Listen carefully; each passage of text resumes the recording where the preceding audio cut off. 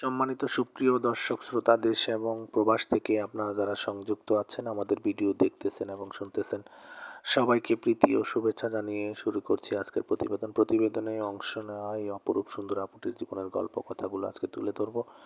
কেন এসেছিল প্রতিবেদনে বিস্তারিত আলোচনায় থাকছে। তো আপুটি দেখতে খুবই চমৎকার, ওনার গায়ের রঙ ফর্সা, উচ্চতাও ভালো আছে 5 ফুট 3 ইঞ্চি, স্বাস্থ্য ভালো। উনি আসলে একজন অসহায়, ওনার বাবা মা নেই, বর্তমানে মামা মামির কাছে থাকে। পরিবারে আরেকটা ছোট ভাই আছে, ভাইটি মাদ্রাসায় পড়ে। বর্তমানে উনি একটি প্লাস্টিক ফ্যাক্টরি যেমন প্রাণ আরএফএল গ্রুপে চাকরি করে। ওইখান থেকে যতটুকু স্যালারি পায় নিজের এবং ভাইয়ের খরচটা চালায়। তো আসলে মামা মামি আসলে বাবা মার কদর করে না।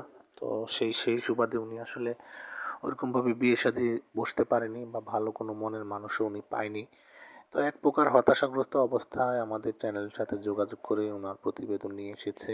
বহুদিন ধরেই যোগাযোগ ছিল, আজকে উনি ওনার প্রতিবেদনটি নিয়ে এসেছে। তো সেই ক্ষেত্রে আসলে উনি চাচ্ছে যে একজন ভালো দায়িত্ববান লোক, পাত্রের বয়স যেমনই হোক বা চেহারা যেমনই হোক ওইটা তার কোনো বিষয় না, কিন্তু অবশ্যই কর্মটা একজন লোকের খোঁজেই মূলত প্রতিবেদনে এসেছে, কোনো সহযোগিতা চায় না।